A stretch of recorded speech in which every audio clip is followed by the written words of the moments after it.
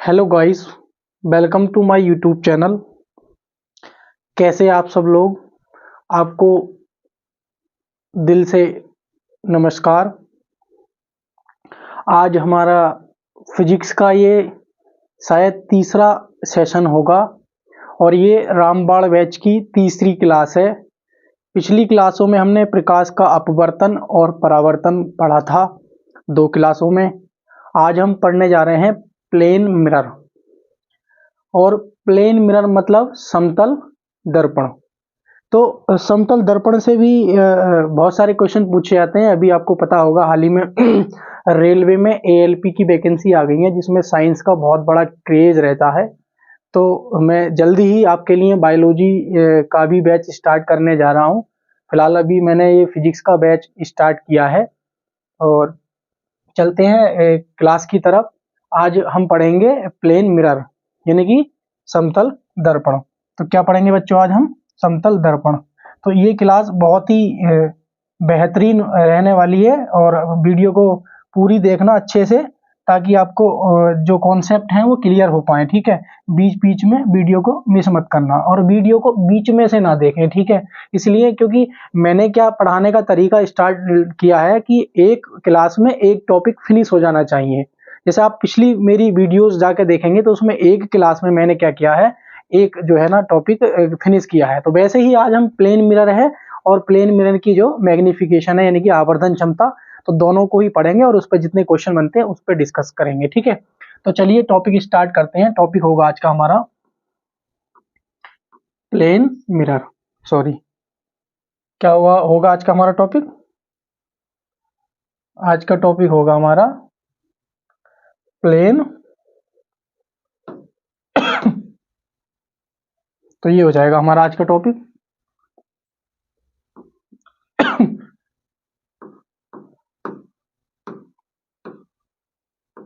समतल दर्पण यानी कि इसको बोलते हैं हम प्लेन मिरर।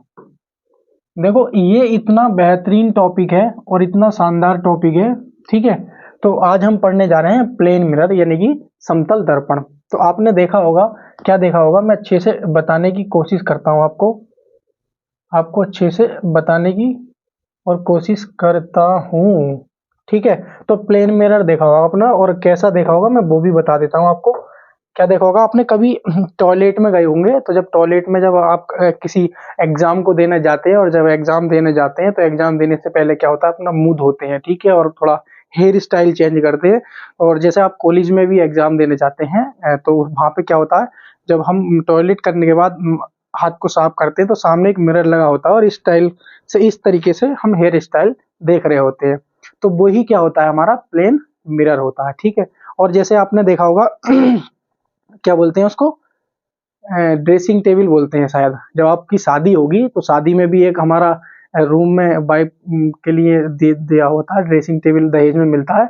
तो उसमें भी क्या होता है, जब आपकी जो वाइफ होगी वो अपना जो है श्रृंगार शीशे में देख के करती है, तो वो भी हमारा क्या होता है, प्लेन मिरर ही होता है। ठीक है, तो उसी प्लेन मिरर के बारे में हम इस वीडियो में डिस्कस करेंगे कि प्लेन मिरर कैसा होता है। ठीक है, तो बहुत अच्छे से हम वीडियो स्टार्ट करने जा रहे हैं। जैसे मान लीजिए ये हमने मान लिया कि ये हमारा प्लेन मिरर है। ये हमने मान लिया क्या है बच्चों, ये हमारा क्या है, ये हमारा समतल दर्पण है। कैसा दर्पण है? समतल दर्पण है। ठीक है, हमने ये मान लिया ये हमारा जो है शीशा खड़ा है। ठीक है, कोई दिक्कत नहीं है। अब होता क्या है कि मान लीजिए इधर कोई चिंटू है, इधर कोई चिंटू है, और चिंटू हमारा जो है ये खड़ा है चिंटू, ये हमने चिंटू बना दिया। ठीक है, और ये हमारा क्या है, चिंटू है, और ये चिंटू क्या है, इधर जो है देख रहा है। चिंटू किधर देख रहा है? इधर देख रहा है।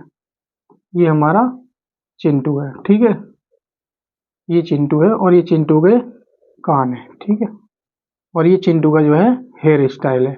तो हमारा क्या है, ये चिंटू खड़ा है इधर।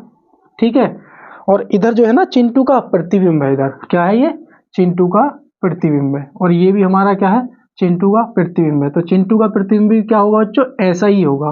तो चिंटू अब क्या कर रहा है हमारा, चिंटू अब ये कर रहा है कि चिंटू इधर देख रहा है, किधर देख रहा है चिंटू, इधर देख रहा है चिंटू, ठीक है।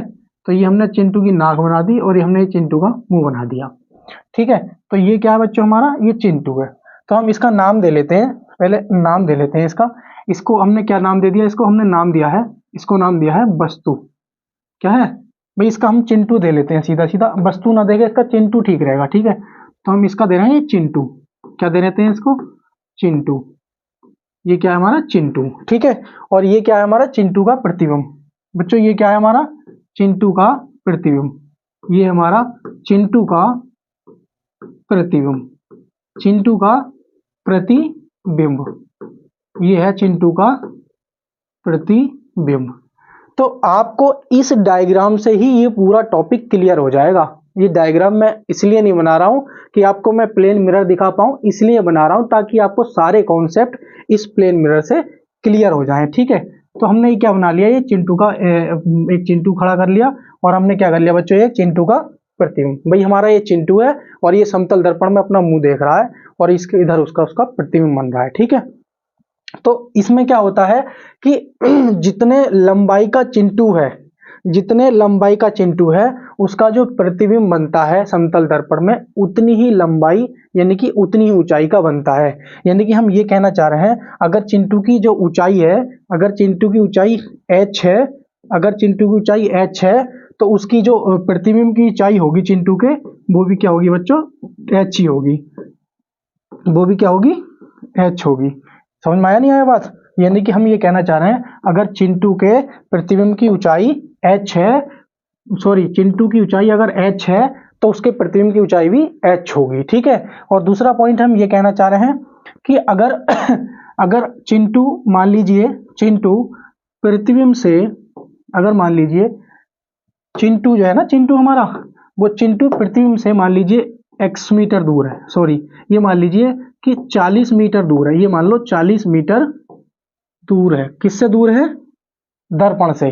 तो हमारा जो चिंटू का प्रतिबिंब बनेगा वो भी दर्पण से वो 40 मीटर दूर ही बनेगा। हम ये कहना चाह रहे हैं, हम ये कहना चाह रहे हैं कि चिंटू के और समतल दर्पण के बीच की जो दूरी है वो 40 मीटर है, तो उसका जो प्रतिबिंब बनेगा वो भी हमारा क्या बनेगा बच्चों, 40 मीटर दूरी बनेगा। इस चिंटू को आप एक चीज मान लीजिए, इसे अपने मन में वस्तु मान के चलना, ठीक है।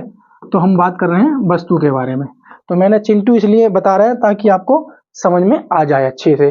तो एक चीज तो क्लियर हुई कि भाई चिंटू की समतल दर्पण में क्या होता है, हम जिस चीज का प्रतिबिंब देख रहे होते हैं तो जितनी हमारी वस्तु की ऊंचाई होती है उतनी ही प्रतिबिंब की ऊंचाई होती है, यानी कि प्रतिबिंब की ऊंचाई में कोई कमी नहीं आती है। पहला पॉइंट तो ये क्लियर हो गया होगा हमारे समतल दर्पण में। दूसरी चीज ये है कि मान लीजिए अगर चिंटू दर्पण से, मान लीजिए दर्पण सामने मेरा एक लाइट रखी हुई है सामने, फोकस लाइट है, तो जैसे फोकस लाइट रखी हुई है तो मेरे और फोकस लाइट के बीच में मान लीजिए मेरा वो दर्पण है, तो उसके बीच की जो दूरी है वो 40 मीटर है। तो उसके बाद जो प्रतिबिंब बन रहा होगा उस साइड में, तो वो 40 मीटर दूरी बन रहा होगा। यानी कि ऐसा नहीं है कि मेरे और मिरर के बीच की जो दूरी अगर 40 मीटर है तो मिरर और प्रतिबिंब के बीच की दूरी 30 मीटर या ज्यादा मीटर होगी या 50 मीटर होगी, तो ऐसा नहीं है, यानी कि सेम दूरी पर स्थित होते हैं, ठीक है।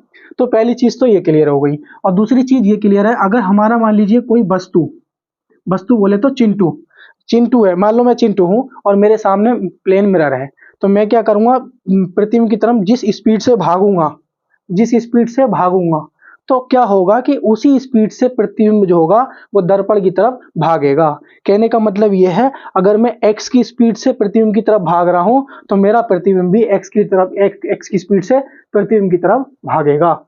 कहना ये चाहता हूं, अगर हम मान लीजिए x मीटर प्रति सेकंड की स्पीड से अगर हम प्रतिबिंब की तरफ जा रहे हैं तो हमारा जो प्रतिबिंब है चिंटू का वो भी क्या होगा, वो भी हमारा x मीटर प्रति सेकंड की स्पीड से जाएगा, ठीक है।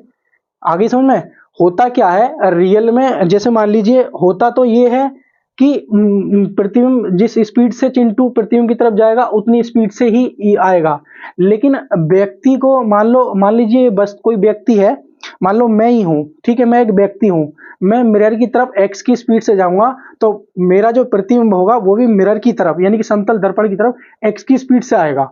लेकिन एक्चुअल में लगता कैसा है, लगता ऐसे है कि जैसे मान लीजिए मैं x की स्पीड से जा रहा हूं तो मेरा जो प्रतिबिंब होगा वो 2x की स्पीड से यानी कि दुगना स्पीड से आता हुआ प्रतीत दिखाई देगा।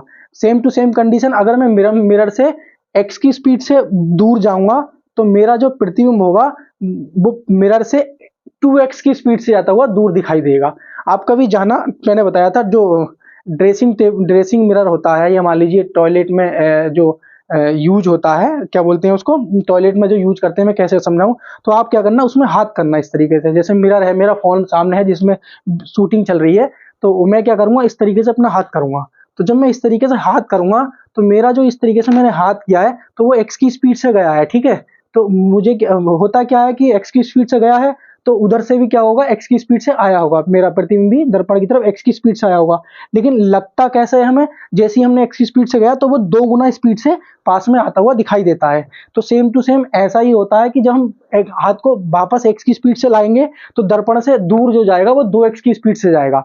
तो लगता होता तो यही है कि x की स्पीड से जाएगा तो x की स्पीड से ही मतलब प्रतिबिंब आएगा। लेकिन लगता ऐसा है कि हम x की स्पीड से हमारा हाथ जा रहा है और 2x की स्पीड से हमारा प्रतिबिंब दूर जा रहा है, ठीक है। तो ये हम बताएंगे, तो ये एक्चुअल में ये चीज थी हमारी।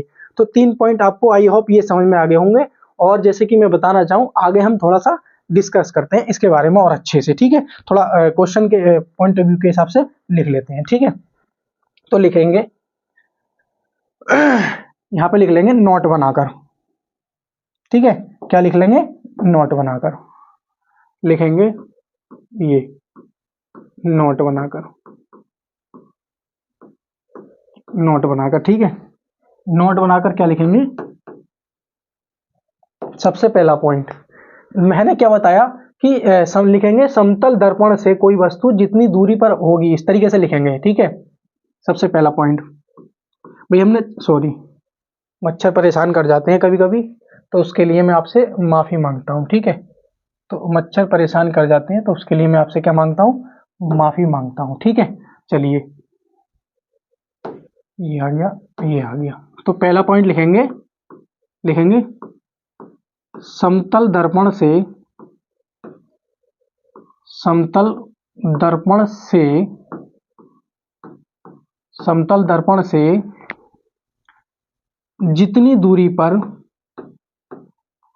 जितनी दूरी पर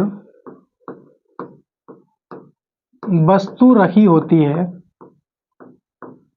वस्तु रखी होती है, होती है, उतनी ही दूरी पर, उतनी ही दूरी पर, उतनी ही दूरी पर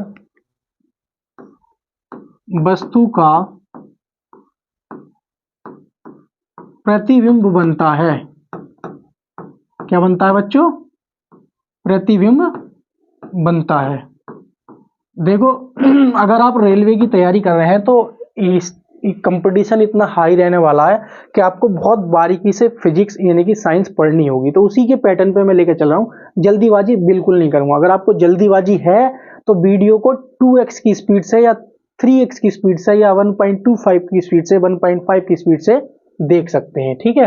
तो मैंने ये पॉइंट अभी बताया था कि मान लीजिए अगर हम दर्पण से 40 मीटर दूरी पर बैठे खड़े हैं और देख रहे हैं, अपना मुंह देख रहे हैं इस तरीके से, तो हमारा जो मिरर होगा वो मतलब सॉरी हमारा जो प्रतिबिंब होगा दर्पण से वो भी 40 मीटर दूर बन रहा होगा। तो ये चीज था हमारा इस पॉइंट में। तो दूसरा पॉइंट लिखेंगे, यदि कोई वस्तु, यदि कोई वस्तु, यदि कोई वस्तु,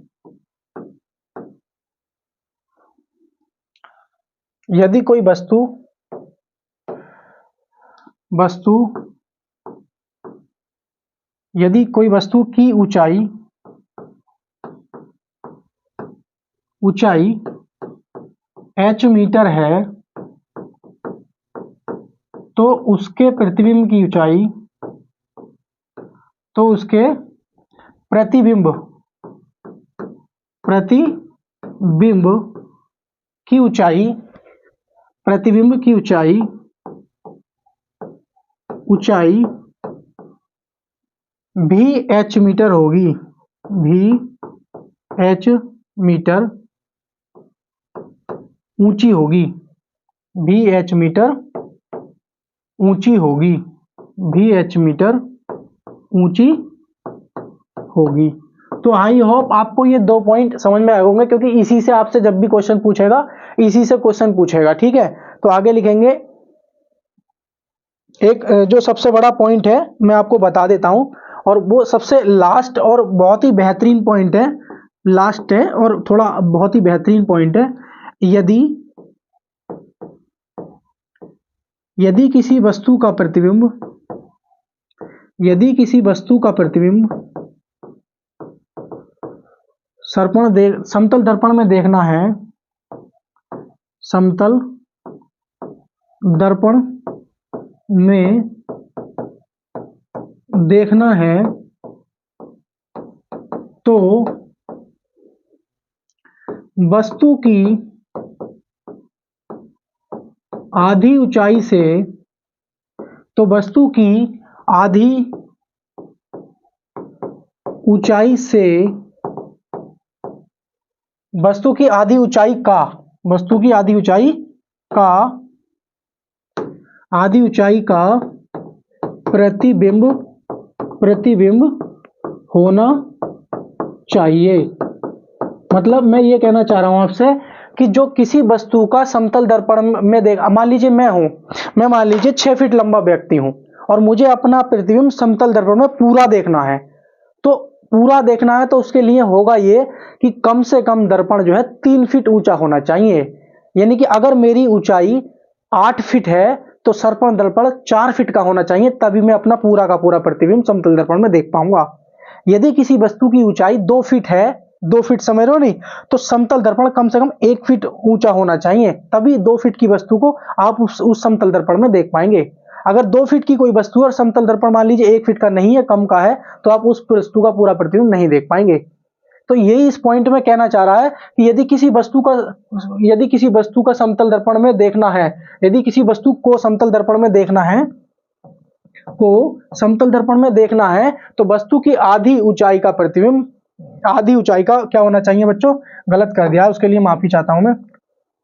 तो क्या होगा, वस्तु की आधी ऊंचाई का क्या होना चाहिए, आधी ऊंचाई का समतल दर्पण होना चाहिए, समतल दर्पण होना चाहिए। ठीक है, तो ये जो पॉइंट था, ये हमारा जो पॉइंट था, ये तीसरा पॉइंट था। ठीक है, अब आगे चलते हैं, थोड़ा नेक्स्ट इनको नोट कर लेना और स्क्रीनशॉट लेना, आगे चलते हैं। ठीक है, तो एक चीज तो ये पॉइंट था, और एक चीज चौथा पॉइंट लिखेंगे हम।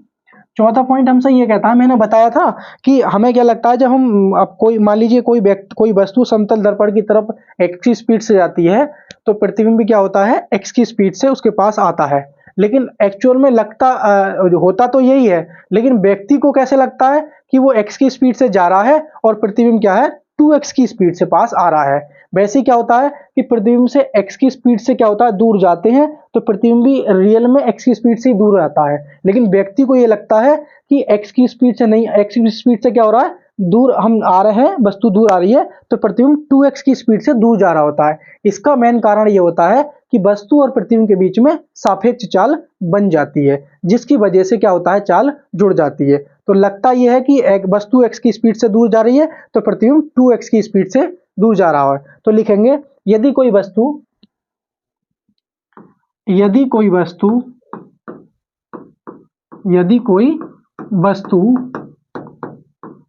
दर्पण की तरफ x चाल से जा रही है, तो प्रतिबिंब 2x की चाल से दर्पण की तरफ आएगा। किसी तरफ आएगा बच्चों, दर्पण की तरफ आएगा, दर्पण की तरफ आएगा।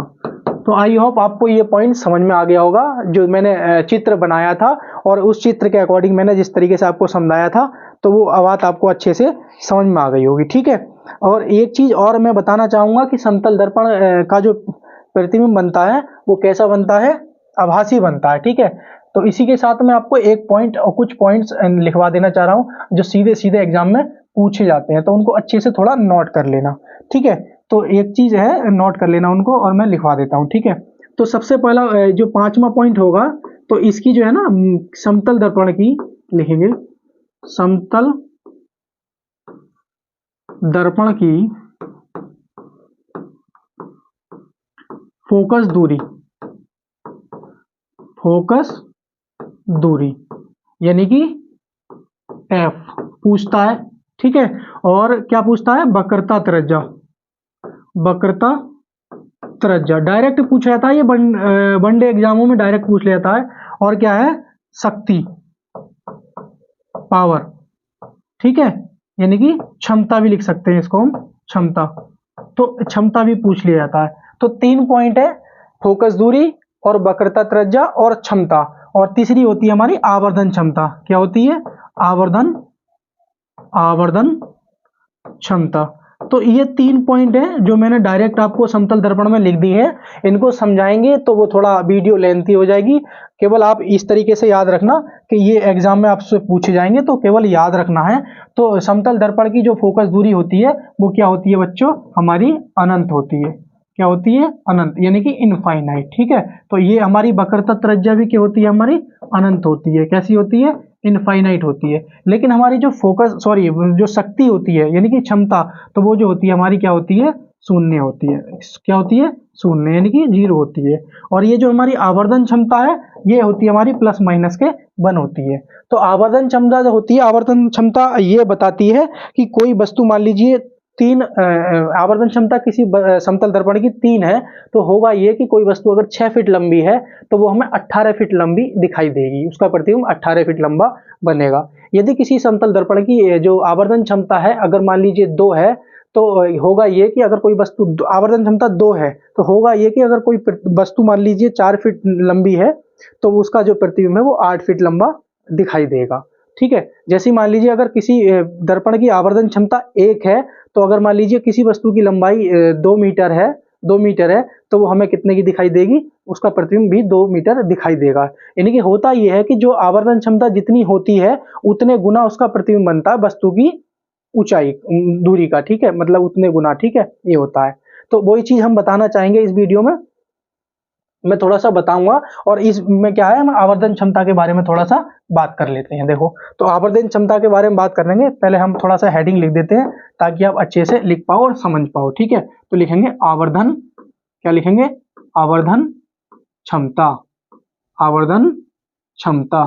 तो आवर्धन क्षमता जो होती है हमारी क्या होती है, इसको बोलते हैं magnification of plane mirror. English में लिख देता हूं मैं, सॉरी, फिर से कोई मच्छर डंक मार गया। ठीक है, तो मच्छर का थोड़ा बहुत ज्यादा इशू है मेरे पास, तो क्या है, हम लिखेंगे magnification, magnification, magnification of plane mirror, magnification of plane mirror. तो ये चीज ये हम पढ़ने जा रहे हैं, मैग्निफिकेशन ऑफ प्लेन मिरर। तो मैं बेसिकली बता दूं कि जो आवर्धन क्षमता का फॉर्मूला क्या होता है, आवर्धन क्षमता बराबर होता है आवर्धन, आवर्धन क्षमता, आवर्धन क्षमता बराबर होता है, इसको हम m से डिनोट करते हैं, और ये होता है प्रतिबिंब, प्रतिबिंब, प्रतिबिंब की ऊंचाई, प्रतिबिंब की ऊंचाई अपॉन वस्तु की ऊंचाई, अपॉन वस्तु की ऊंचाई, अपॉन वस्तु की ऊंचाई, यानी कि प्रतिबिंब की ऊंचाई अपॉन वस्तु की ऊंचाई। तो ये जो आप फॉर्मूला है इसको आप अच्छे से याद रखना। अब एक्चुअल में आवर्धन क्षमता का यूज क्या है वो मैं आपको बताऊंगा अच्छे से, और उसके बाद हम चलते हैं। ठीक है, तो एक चीज हम यहाँ पे नोट कर लेना, आप क्या करना, जैसे मान लीजिए हमारी क्या है मान लीजिए हमारी जो आवर्धन क्षमता है कितनी है बच्चों, 3 मान लेते हैं। जैसे मान लो कोई हमारे पास समतल दर्पण है, तो मान लो हमने हमारा समतल दर्पण है, तो उसकी जो आवर्धन क्षमता है वो 3 है। तो इसमें होगा ये, क्या होगा इसमें, इसमें होगा ये कि अगर 6 फीट की कोई, क्या मान लीजिए 6 फीट की कोई मान लीजिए वस्तु है, 6 फीट मान लीजिए कोई वस्तु है, तो होगा ये, उसका जो प्रतिबिंब होगा, उसका प्रतिबिंब हमें 18 फीट का दिखेगा। कितने का दिखेगा? 18 फीट लंबा दिखेगा। कितना दिखेगा? 18 फीट लंबा दिखेगा। ठीक है, क्या दिखेगा? 18 फीट लंबा क्या दिखेगा? प्रतिबिंब दिखेगा। प्रतिबिंब दिखेगा, प्रतिबिंब दिखेगा 18 फीट लंबा। ठीक है, तो अगर मान लीजिए अगर आवर्धन क्षमता मान लीजिए किसी वजह से मान लें कि आवर्धन क्षमता हमारी कितनी है? 2 हो जाती है। मान लो आवर्धन क्षमता तो कुछ भी हो सकती है ना, आवर्धन क्षमता प्लेन मिरर की, तो मान लीजिए 2 हो किसी वजह से, तो 2 होगा, तो 2 हमसे ये कहता है कि अगर मान लीजिए कोई वस्तु 6 फीट लंबी है या 6 फीट ऊंची है वस्तु हमारी, तो क्या होगा? तो 6 फीट अगर ऊंची है हमारी वस्तु, तो उसका जो प्रतिबिंब हमें कितना हो जाएगा? 6 दूनी 12 फीट, 12 फीट कितना? 12 फीट ऊंचा दिखाई देगा। ये ऊंचा या लंबा 12 फीट ऊंचा क्या दिखाई देगा हमें? प्रतिबिंब दिखाई देगा। क्या दिखाई देगा हमें? प्रतिबिंब दिखाई देगा। ठीक है, तो ये चीज समझ में आ रही होगी। अगर किसी वजह से मान लो, किसी वजह से हमारा जो आवर्धन क्षमता है, यानी कि समतल दर्पण की आवर्धन क्षमता 1 हो जाती है, तो 1 हो जाएगी, तो होगा ये कि हमारी वस्तु अगर मान लो 6 फीट लंबी है, हमारे पास कोई वस्तु 6 फीट लंबी है, क्या है? वस्तु है, तो होगा ये कि उसका जो हमारा प्रतिबिंब दिखाई देगा, वो भी हमारा कैसा दिखाई देगा?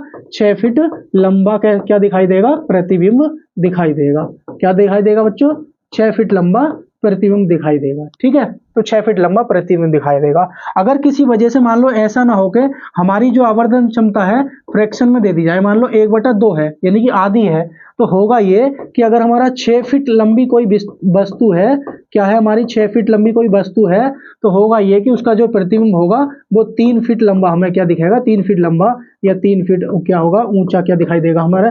3 फीट ऊंचा या 3 फीट हमारा प्रतिबिंब दिखाई देगा। तो ये जो मेन कॉन्सेप्ट है आपको मैंने बता दिया कि आवर्धन क्षमता क्या होती है। आवर्धन क्षमता ये बताती है कि कोई वस्तु कितनी ऊंची थी और कितना लंबा उसका प्रतिबिंब, मतलब कितना ऊंचा उसका प्रतिबिंब दिखाई दिया।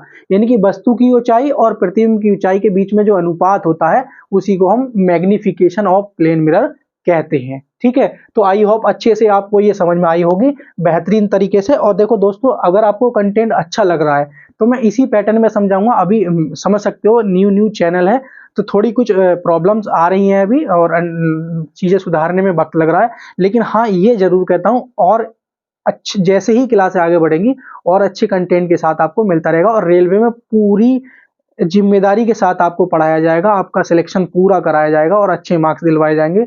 बस सपोर्ट बनाए रखें। क्यों आप खाली मूली में पैसे खर्च कर रहे हैं? क्यों पेड कोर्स ले रहे हो, जब फ्री में हमने यूट्यूब पर रामबाण बैच स्टार्ट कर दिया है। ठीक है, इस रामबाण बैच के अंदर ही आपको बायोलॉजी पढ़ने को मिलेगी। ठीक है नहीं? तो चलिए इसका आप स्क्रीनशॉट ले लीजिए। तो इसका आप स्क्रीनशॉट ले लीजिए, मैं आपको बताता हूँ, और थोड़ा कुछ चलते हैं आगे, है ना? स्क्रीनशॉट ले लिया होगा। ठीक है, तो अब हम बताते हैं। जैसे मान लीजिए कुछ नोट पॉइंट्स बताऊंगा आवर्धन क्षमता से, ये तो बहुत अच्छे पॉइंट्स हैं जो आपके एग्जाम में सीधे सीधे पूछ लिए जाते हैं। ठीक है, जैसे मान लीजिए आपसे मैं पूछना चाहूंगा कि जैसे मान लो कोई वस्तु है, ठीक है, कोई वस्तु मान लीजिए लाल रंग की है, तो वो लाल रंग की है, तो वो लाल रंग की क्यों दिखाई दे रही है? मैं ये ब्लैक कोट पहन रखा है, सॉरी, और आसमानी शर्ट पहन रखी है, तो ये आसमानी शर्ट क्यों आपको आसमानी दिखाई दे रही है, आपको ब्लैक क्यों नहीं दिखाई दे रही? ठीक है नहीं? ये जो मैं मार्कर से लिख रहा हूं, ये रेड कलर से लिखा है मैंने, तो ये रेड कलर आपको क्यों दिखाई दे रहा है? ये आपको जो मैंने लिखा है नोट, ये आपको हरा क्यों नहीं दिखाई दे रहा? इसका कारण ये है कि जब प्रकाश प्रकाश पड़ता है, इस पे प्रकाश पड़ रहा है, ये इस समय तो लाइट का प्रकाश पड़ रहा है, ये वाला, ठीक है, और दिन में क्या होता है? सूर्य का प्रकाश पड़ता है। तो जो प्रकाश होता है बस श्वेत प्रकाश की किरण पड़ती है। जब भी हमें कोई चीज दिखाई देती है, श्वेत प्रकाश की किरण आती है, यानी कि उसमें 7 रंग होते हैं, आप अच्छे से जानते हैं। तो जब प्रकाश मान लो किसी वस्तु पर पड़ रहा है, सपोज करो इस समय मेरी शर्ट पर पड़ रहा है, ठीक है, इस समय क्या पड़ रहा है?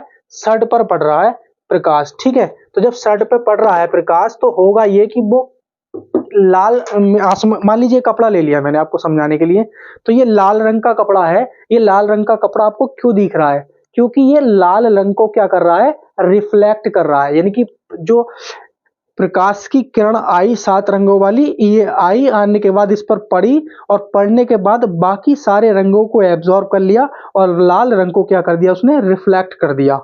रिफ्लेक्ट कर दिया, और रिफ्लेक्ट करने के बाद वही वाला जो लाल रंग को रिफ्लेक्ट किया है वो हमारी आंखों पर पड़ता है और हमें क्या है, ये वस्तु लाल रंग की दिखाई देती है। जैसे मैं आपको बता देता हूँ, ये मेरे पास फाइल रखी हुई है इस समय, तो इस फाइल का कलर जो है, फाइल का कलर ब्लैक है। तो होगा ये, जब प्रकाश की किरण 7 रंगों वाली इस पर आएगी तो आने के बाद क्या होगा, सारे रंगों को क्या कर लेगी, ये एब्जॉर्ब कर लेगी, तब ये लाल रंग की दिखाई देने लगेगी। ठीक है। तीसरी चीज मैं आपको ये बता देता हूं, मेरे पास ये कॉपी रखी हुई है, सपोज कीजिए ये वाइट पेज दिख रहे होंगे इसके सफेद, या ये मान लीजिए मेरी शर्ट को आप सफेद मान लीजिए, ये मेरी शर्ट है, इसको आप सफेद मान लीजिए। ये सफेद क्यों दिखाई दे रही है, ये सफेद इसलिए दिखाई दे रही है क्योंकि जब प्रकाश की श्वेत किरण यानी 7 रंगों वाली किरण आ रही है और मेरे शर्ट पे पड़ेगी, तो ये क्या करेगी, सातों के सातों रंग को क्या कर देगी बच्चों, परिवर्तित कर देगी, यानी कि रिफ्लेक्ट कर देगी। तो इसलिए मेरी ये शर्ट जो है सफेद रंग की आपको दिख रही है।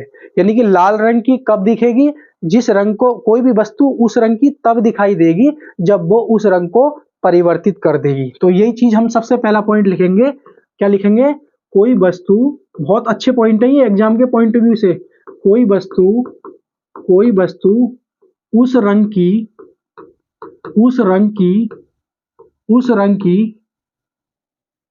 दिखाई देगी, उस रंग की दिखाई देगी जिस रंग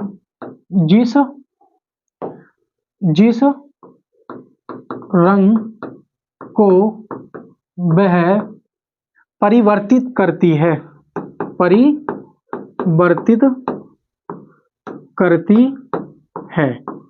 ठीक है।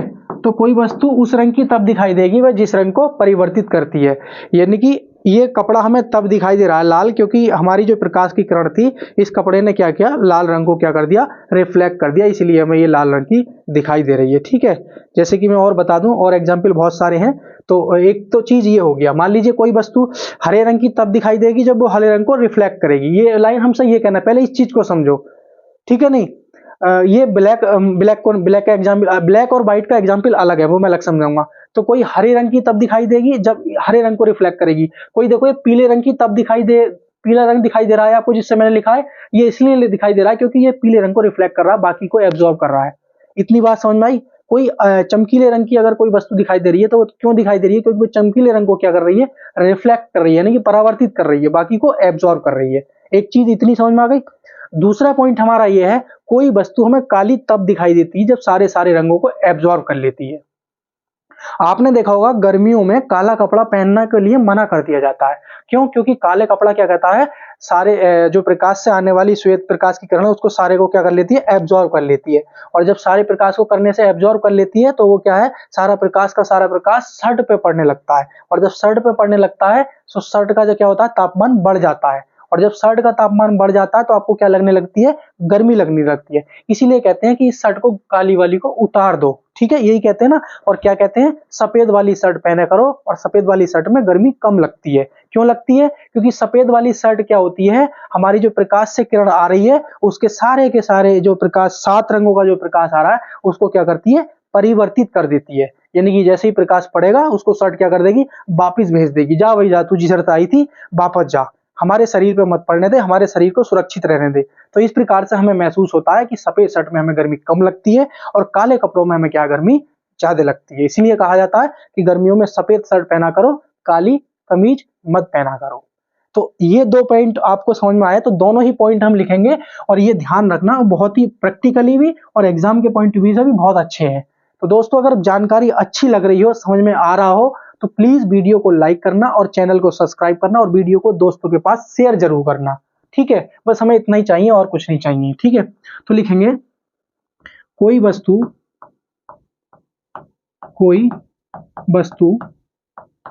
काली तब दिखाई देती है जब वह प्रकाश के सभी रंगों का प्रकाश, जब वह सभी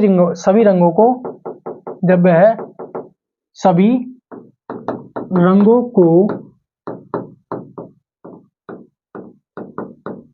अवशोषित अवशोषित कर लेती है। ठीक है, तीसरा पॉइंट लिखेंगे, कोई वस्तु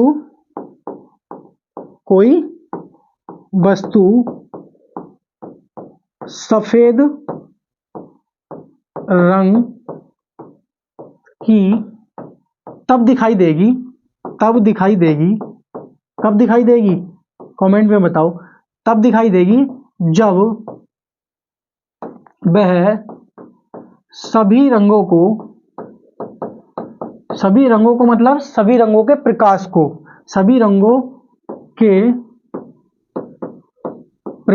क्योंकि प्रकाश से तो दिखती है कोई हमें चीज, तो प्रकाश को परावर्तित कर देती है। तो आई होप आपको ये इस प्रकार से चीजें समझ में आ रही होगी। तो बहुत अच्छे से, जैसे आपने देखा होगा कि हरे कांच में मान लीजिए लाल गुलाब को हरे कांच में देखने पर वो हमें काला दिखाई देता है, तो ये भी एग्जाम्पल इस प्रकार ये इन्हीं चीजों का है, तो आपको समझ में आना चाहिए। लेकिन ये जो हमने 3 पॉइंट बताए हैं, ये तीनों के तीनों पॉइंट क्या है, बहुत ज्यादा इंपॉर्टेंट है और मैंने समझा दिए अच्छे से। अब चलते हैं आगे चलते हैं। तो आगे क्या चलते हैं, हम इसके पढ़ेंगे प्रयोग। किसके प्रयोग? समतल दर्पण के प्रयोग। तो समतल दर्पण के जो प्रयोग हैं, 1-2 प्रयोग हैं, ज्यादा नहीं है, और यही इंपॉर्टेंट है, पूछे जाते हैं। तो सबसे पहला है हमारा, सबसे पहला हमने बताया था, क्या बताया था भाई, क्या बोलते हैं, मिरर में क्या, एक तो बताया था मैं ड्रेसिंग टेबल में, क्या बताया था बच्चों, ड्रेसिंग टेबल में। ठीक है, और दूसरा है हमारा पनडुब्बी में, इसमें पनडुब्बी में, और एक तीसरा है कैलाइडोस्कोप।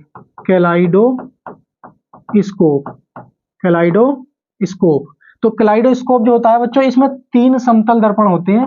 क्या होते हैं? 3 समतल दर्पण होते हैं। इस 3 समतल दर्पण वाली एक वस्तु है, कैलाइडोस्कोप बोलते हैं। और इसमें क्या होता है, ये बच्चों के खेलने की वस्तु होती है।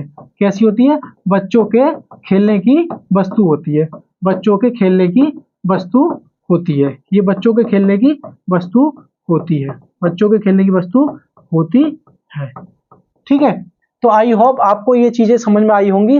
तो जो हमारा है कैलाइडोस्कोप क्या है और ये बाथरूम मिरर है क्या है, ये चीजें आपको समझ में आ गई होंगी अच्छे से। ठीक है, तो एक चीज और लिख लेना इसमें, चौथा पॉइंट और था, वो था हमारा क्या बोलते हैं, वो है बाथरूम मिरर। हाँ, ये चीज है बाथरूम